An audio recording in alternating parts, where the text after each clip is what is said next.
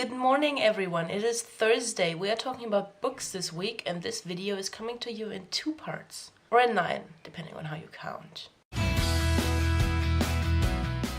It's really strange for me to be making the first on-topic video of the week, but here we go. I said this video was coming to you in 2 parts. I'm not gonna talk about favorite books again. We did that before. Choosing those books broke my heart. Instead, I'm gonna do 2 parts. Part number 1 is books that I'm reading right now, and part number 2 is books that I want to read in the near or not so near future, depending how fast I can get through this stack of books, and it is considerably higher, which just speaks for my strange reading habits. I just realized that ties into one of the books, but it's so deep down in the stack I'm gonna talk about it when I get there. Book number 1, The Statistical Probability of Love at First Sight by Jennifer Smith, is one of the newer books that I'm reading right now. I started that yesterday and I'm on page, 20. It is my book for the Minority Book Club. I'm not so far into it, but the start sounds intriguing. The notion of books I haven't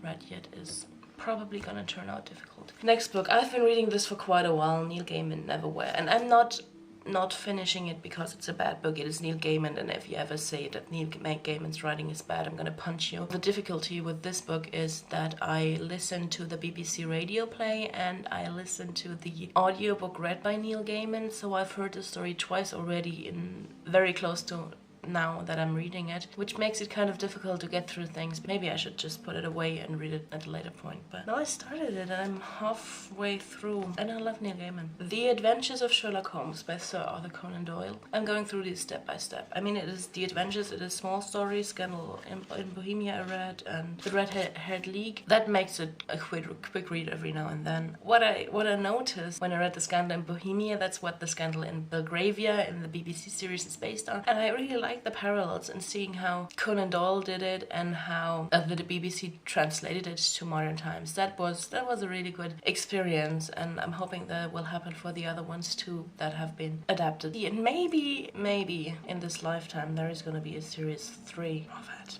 This is my really most recent new read by Jenny Colgan. Welcome to Rosie Hopkins. Sweet Shop of Dreams. It's a reread. I've read that last year when I bought it. I bought it in Bruges, is that how I say it? And I know that because when I open it back up, this fell out. I don't know if you can see that.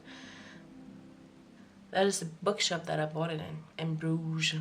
It's Brugge, damn it. I read it on the train last year when I was going through Belgium and the Netherlands and Luxembourg. Predictable, and as soon as you have all the characters, you know what's gonna happen to every single one of them. But I like books like that sometimes. The next one is The Weird Sisters by Eleanor Brown. And this is the one that relates to my reading habit. I'm just a few chapters in. My mom gave me this for Christmas. It chronicles these 3 sisters that are very different but very similar at the same time. It has this interesting way of telling the story because it tells the story not from a single viewpoint but from the collective sisterhood of these girls. So it's not I did that, but we usually did and we did, and then goes into details about the different sisters. And what this family does at their family home where the girls all come together is that they read and they just leave books everywhere and pick them up, and sometimes one sister will leave the book and another sister will pick them up. And now the last part of part 1, the book that I've been trying to read for the longest, is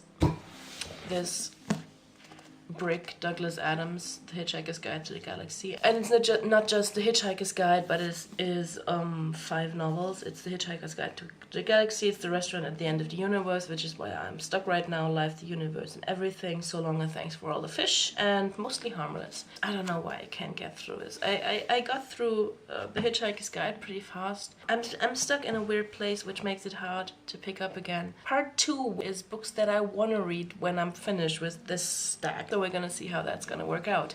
Book number 1 is Labyrinth by Kate Moss.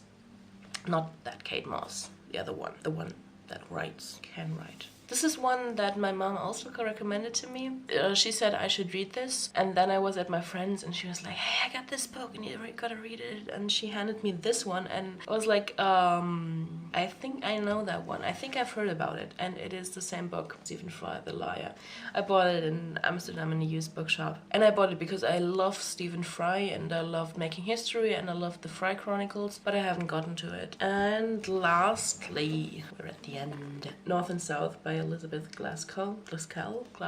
There is a BBC miniseries about this book, a four-parter that I love, and I've seen it about 10 times at least, because Richard Armitage. So I thought it would be interesting to read that book that it is based on. I just realized that all of these books are in English. But I think it has to do with the fact that I consider books sort of my training for staying with English and for staying in grasp with the language, because I don't want to forget. And also at some point I just started to read every book that was originally English in English, because why read the translation? Translations tend to be okay, but some of them are truly, truly bad. Those are my books. I'm gonna see Amy tomorrow with even more books. Book club book this week. Book club book.